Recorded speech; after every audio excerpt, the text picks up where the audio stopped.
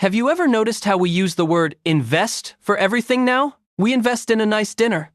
We invest in a new wardrobe. We invest in experiences. We invest in ourselves. But here's what nobody talks about.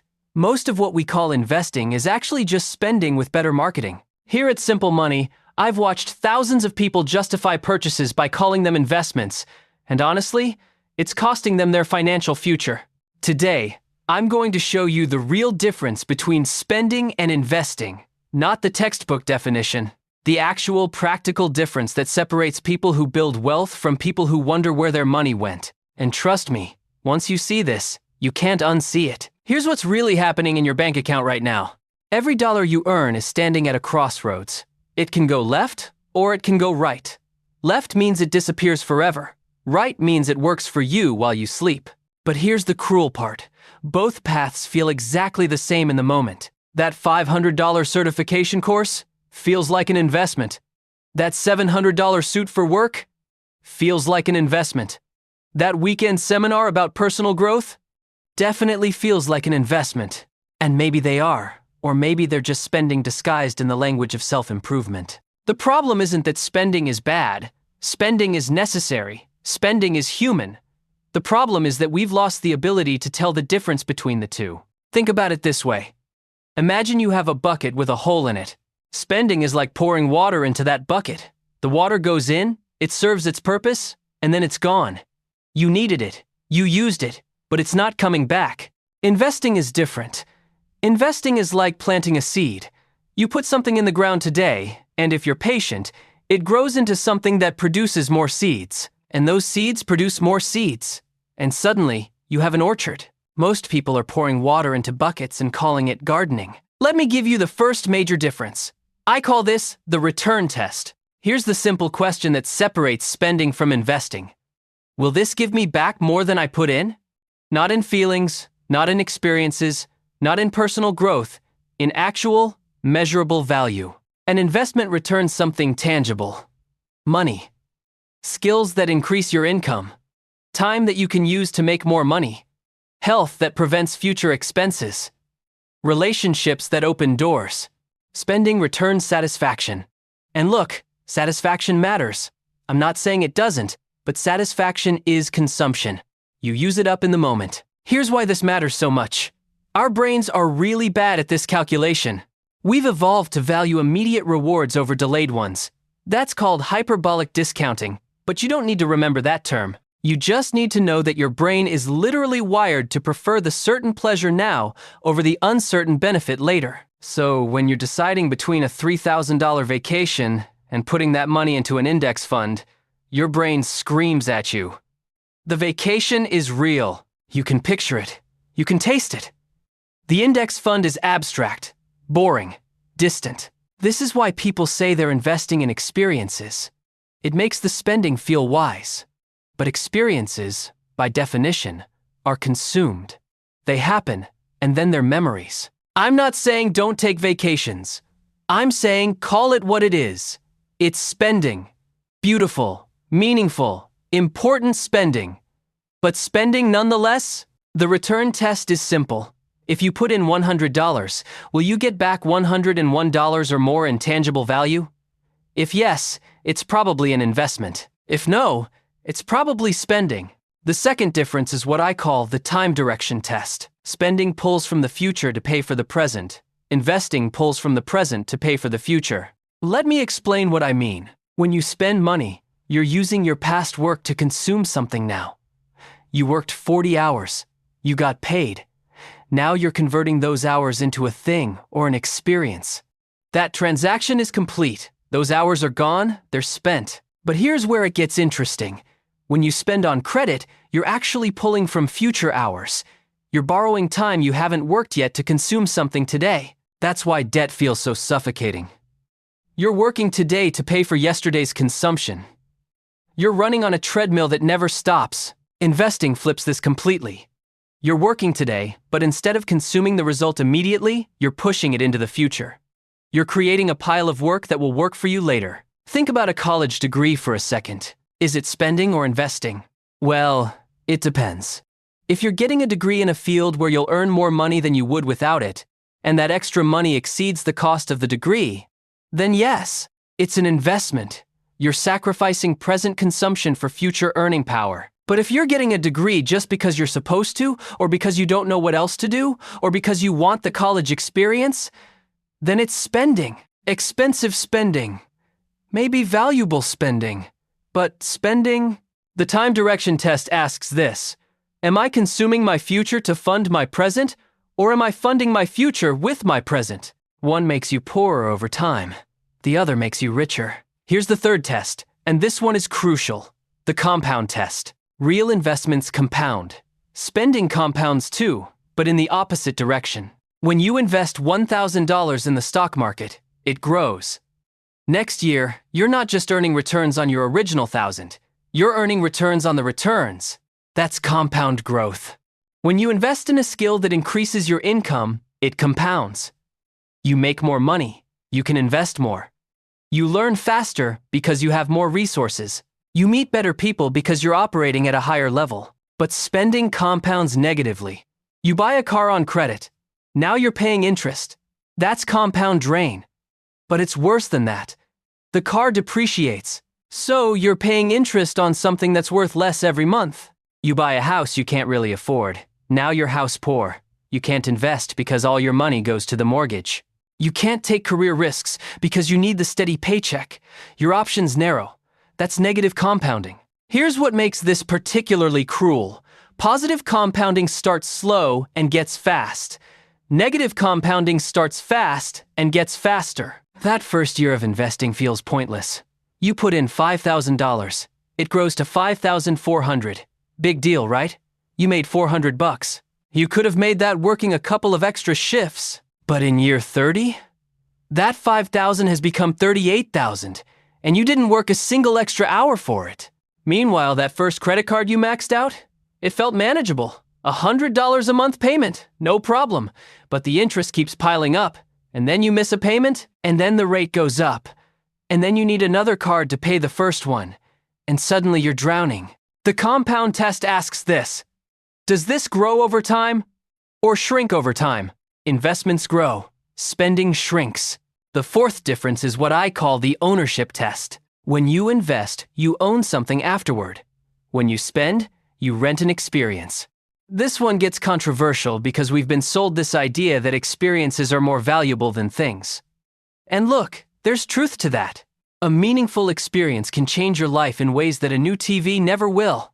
But here's what that saying actually means. It means don't buy stuff just to impress people. It means don't accumulate junk you don't need. It means relationships matter more than material goods. It does not mean that spending money on experiences is financially wise. It's not. It's just emotionally satisfying. Which is valid, but different. When you invest in stocks, you own tiny pieces of companies. When you invest in real estate, you own property. When you invest in your education in a useful field, you own skills. When you invest in your health, you own a body that functions better. Ownership means you have an asset, something that has value, something that could, if needed, be converted back into money or opportunity. Spending leaves you with nothing you can convert. You can't sell your memories of that concert. You can't trade your vacation photos for groceries. You can't liquidate the fancy dinner you ate last month. Again, I'm not saying these things are worthless. I'm saying they're consumption, and consumption is the opposite of investment. Here's where people get this wrong. They say, but I'm investing in my relationship by taking this trip with my partner. No, you're spending on your relationship, which might be exactly the right thing to do. But words matter. When you blur the line between investing and spending, you can't make good decisions. You end up justifying everything as an investment, and then you wonder why you're broke. The ownership test is simple. Do you own something of value afterward? If yes, it might be an investment. If no, it's spending. The fifth and final test is the sacrifice test. Real investing requires sacrifice. Spending requires permission. This is the most uncomfortable truth about the difference between the two. When you invest, you're giving something up now for something better later. You're delaying gratification. You're saying no to the present version of yourself so you can say yes to the future version. That's hard. That requires discipline. That requires believing in a future you can't see yet. Spending is easy. Spending is giving yourself permission to have what you want right now. And we're really good at giving ourselves permission. We tell ourselves we deserve it. We tell ourselves we've worked hard. We tell ourselves life is short. And all of those things are true.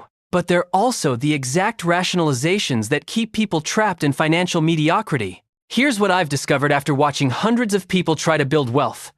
The ones who succeed are comfortable with sacrifice. Not miserable. Not deprived, but comfortable choosing the less immediately satisfying option because they understand the math. They're okay buying the used car instead of the new one. They're okay packing lunch instead of eating out. They're okay staying in on Friday night if it means hitting their savings goal. The ones who struggle are constantly negotiating with themselves.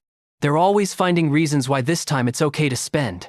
They're always making exceptions. And here's the thing about exceptions. If everything is an exception, nothing is a rule. The sacrifice test asks this: does this choice require me to give up something now? If yes, and if that sacrifice leads to a tangible future benefit, it's probably an investment. If it's giving me what I want right now with no real future benefit, it's spending. Now, here's where things get really interesting and a little uncomfortable. The reason most people can't tell the difference between spending and investing isn't because they're stupid, it's because our culture has deliberately blurred the line. Think about the language companies use when they market to you. Invest in quality. Invest in yourself. Invest in experiences. This isn't an accident. This is brilliant marketing. By using the word invest, they're hijacking your brain's association with wise financial decisions. They're making consumption feel responsible. And it works. Because deep down, we want permission to spend. We want to believe that buying this thing, or taking this trip, is actually a smart financial move. But here's what nobody wants to admit. The self-improvement industry is largely the spending industry, with a motivational speech attached. That $2,000 course on starting a business? For 95% of people, it's spending. They'll watch the videos, feel inspired for a week, and then never implement anything. That $500 mastermind group? Spending. Unless you're actually building relationships that lead to real opportunities. That productivity app subscription? That meditation retreat? That personal development book collection? Spending, spending, spending. And again, maybe that spending is valuable. Maybe it makes you happier. Maybe it gives you hope. But it's not making you wealthier. Here's the test that exposes this. If you stopped buying this thing, or doing this activity, would you actually lose money or opportunity in the long run? If you stop investing in your 401k, you lose decades of compound growth. That's a real loss. If you stop buying personal development courses, you lose. What? The feeling of working on yourself? The hope that this one will be the one that changes everything? I'm not trying to be cruel. I'm trying to be honest. Because the difference between people who build wealth and people who don't usually comes down to this. People who build wealth are brutally honest about what's spending and what's investing. They don't lie to themselves. They don't use fancy language to justify consumption. They spend when they choose to spend, and they call it spending. They invest when they invest, and they call it investing. And that clarity, that honesty, is what allows them to make good decisions. Let me tell you about Maya. Maya is 28. She makes $60,000 a year. She considers herself financially savvy. Every year, Maya invests about $8,000. At least, that's what she calls it. $2,000 goes to online courses, business courses, marketing courses, personal branding courses. She has 43 courses in her account. She's completed 3 of them. $3,000 goes to networking events, conferences, and seminars. She goes to at least 4 a year. She collects business cards. She takes photos for Instagram. She feels connected to a community of other ambitious people. $2,000 goes to her wardrobe. Professional clothes. She needs to look the part, right? Investment in her image. Investment in her career. $1,000 goes to books, podcasts, and apps. Subscriptions to productivity tools. Premium versions of everything. She's investing in her productivity. Meanwhile, her actual investment accounts, the boring ones with index funds, they have about $4,000 in them. Total. Maya doesn't understand why she's not getting ahead. She's investing so much in herself. She's doing everything the gurus tell her to do. She's showing up. She's networking. She's learning. But here's what Maya doesn't realize. She's not investing. She's spending on the identity of being someone who invests in themselves. The courses make her feel productive without being productive. The conferences make her feel connected without building real relationships. The clothes make her feel professional without actually advancing her career. She's buying the feeling of progress without the reality of progress. And the cruel part? She genuinely believes she's making smart choices. Because everyone around her uses the same language. Everyone talks about investing in themselves. Everyone justifies spending this way. Now let me tell you about James. James also makes $60,000 a year. He's also 28. But James has a different approach. Every year, James puts $15,000 into his investment accounts. Actual investment accounts. Boring index funds. 401k. Roth IRA. Taxable brokerage account. He also spends $3,000 on courses and books. But here's the difference. He only buys a course if he's going to implement it immediately. He has 4 courses. He's completed all 4, and each one directly increased his income. He goes to 1 conference per year, not because it makes him feel good, but because he's calculated that the connections he makes there lead to actual opportunities, freelance gigs, job offers, business partnerships. His wardrobe is modest. He has 3 good outfits for professional settings. He doesn't buy new clothes unless something wears out. He has 2 productivity apps. He uses both of them daily. Here's what's fascinating. James doesn't feel like he's sacrificing. He doesn't feel deprived. He just doesn't buy things unless they pass his tests. Will this return more than I put in? Does this fund my future or consume my present? Will this compound? Will I own something valuable afterward? Does this require sacrifice for future benefit? Most things don't pass, so he doesn't buy them. And after 5 years of this, James has $90,000 invested. Plus, he's increased his income to $80,000 because the courses he took and the conference connections he made actually led somewhere.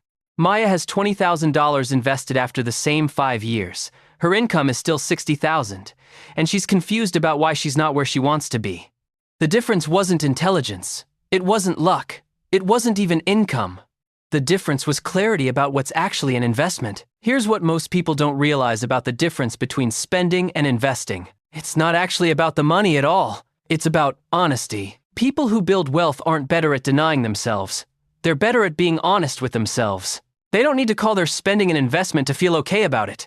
They can spend money on something purely because it makes them happy, and they don't need to justify it with financial language. They can say, I'm spending $2,000 on this vacation because I want to, because it'll make me happy, because life is short, not because it's an investment. That honesty creates clarity, and clarity allows you to make actual trade-offs. Because here's the truth. You can't do both. You cannot simultaneously consume your money and invest it. Every dollar spent is a dollar not invested. Every dollar invested is a dollar not spent. The people who struggle financially are the ones who try to convince themselves they can do both, that they can spend like they're investing. The people who succeed are the ones who accept the trade-off, who acknowledge that yes, investing means giving up some consumption now. And yes, that's uncomfortable, but it's worth it. And here's the beautiful part. Once you stop lying to yourself about what's spending and what's investing, spending becomes more enjoyable. You're not carrying around guilt. You're not wondering if you should have saved that money instead. You made a conscious choice. You decided this consumption was worth it, and you enjoyed it fully. That's the real difference between spending and investing. It's not the action. It's the clarity about what you're doing and why. So let's bring this all together. The return test. Does it give back more than you put in? The time direction test. Does it fund your future or consume it? The compound test. Does it grow or shrink over time? The ownership test. Do you own something valuable afterward? The sacrifice test. Does it require giving up something now for something better later? These aren't character judgments. They're just diagnostic tools. Ways to see clearly what you're actually doing with your money. And here's what I want you to understand. Spending isn't bad. Consumption isn't evil. You're allowed to enjoy your money. You're allowed to take vacations and buy nice things and spend money on experiences. Just call it what it is, because the people who build wealth aren't the ones who never spend. They're the ones who spend consciously, invest deliberately, and never confuse the two. The question isn't whether you can afford to invest. The question is whether you can afford not to. Every day that you call spending an investment, you're choosing comfortable lies over uncomfortable progress. And that choice, repeated over years, is the difference between financial freedom and financial anxiety. So here's my challenge to you. For the next 30 days, stop using the word invest unless it passes all 5 tests. Watch what happens to your financial decisions when you're forced to be honest about them.